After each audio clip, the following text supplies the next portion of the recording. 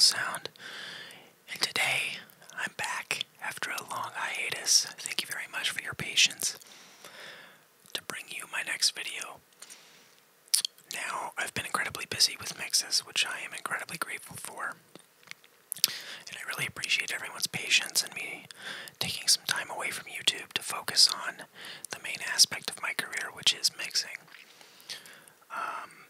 The YouTube thing is a passion project of mine. It's a side thing. It's a chance for me to share my processes, my knowledge as a mix engineer with you all, and hopefully bring some relaxation in the process. I spent a lot of time looking through YouTube, looking for this type of content, and I can't find any. So it's really important for me to get back on the saddle and to bring you this content, because I never had access to it, and I want to make sure that other people do. So, without further ado, I have a quick video today. We're going to be printing some alternate mixes for a mix that I did some time back that's already been approved and released. However, the client has reached out to me asking for alternate mixes, so an instrumental, an acapella, and a TV track. So, without further ado, let's jump into it. So, you'll note here that I have the session pulled up, and I've got the clip names disabled because I want to keep my client's confidentiality intact. But what I can tell you is that these are the two main mixes, the limited version and then an unlimited version. So the first thing I'll do is I'll go ahead and bump, so to speak, the playlist to the first alternate we're going to do, which is going to be the instrumental. I'll do that for both print tracks here. Now what I'll do next is I'll have the approved mix up here on my reference track so that I can quickly take a listen and confirm that my current session that I just opened sounds identical to the approved mix, because the last thing I want to do is send a client an alternate mix that doesn't match the approved version of the mix. So I'll go ahead and do that real quick. You'll note that the audio from this session is blocked out. Again, another instance where I don't want to compromise client confidentiality, so we won't be hearing any audio. I appreciate your understanding on this. So, here we go.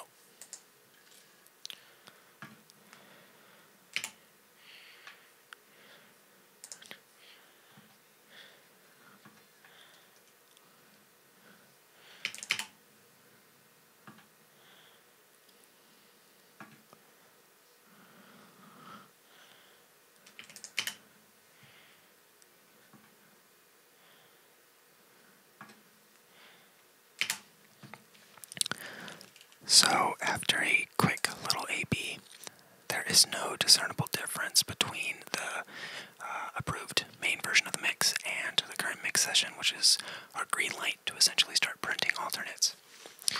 So, we'll do the instrumental first. First thing I'll do is I'll go ahead and solo all of our instrumental elements.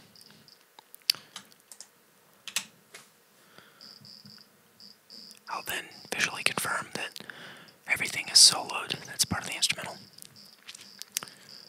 All good.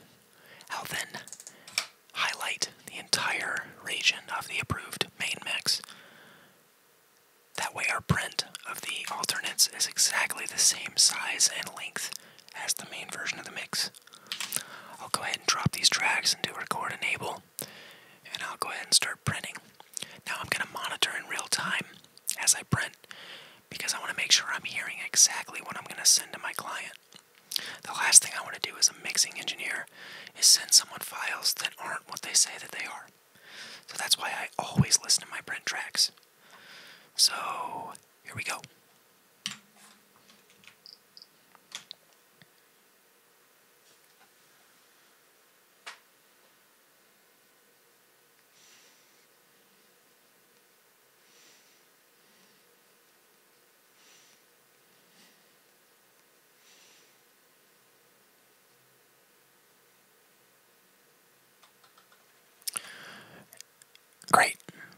So everything sounded kosher on that. So those would be ready for export. So I would just then export those clips at the native bit depth and sample rate of the session. Those would be ready to send to my client as soon as I confirm that the length of these files and then the file size match that of the main version. So let's move on to the TV track. So a TV track is essentially a full mix, except it doesn't include the lead vocal.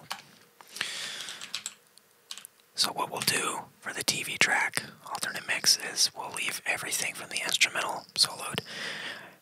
We'll skip the lead vocal, and then we will solo the backing vocals. Again, just confirming I have everything selected correctly and soloed correctly, and it looks like I do. And then we will do the same thing we just did, and we will listen to make sure that this is in fact a TV track.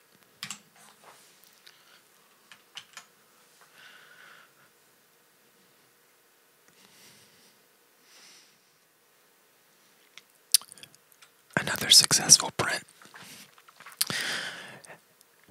Again, same process. I'd now then export those clips directly, following the steps I mentioned before for the instrumental. And lastly, we'll do an acapella, which is just the vocals.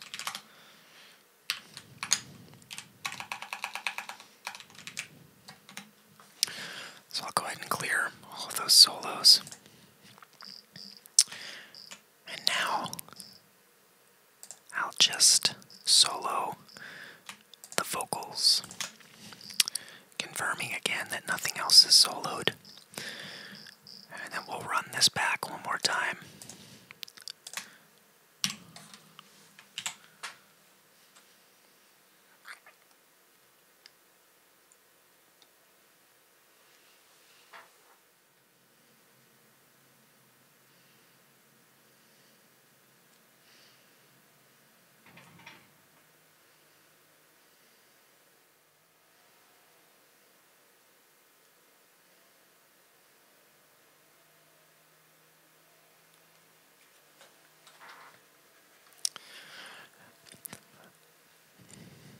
Apologies if you can hear the lawnmower in the background.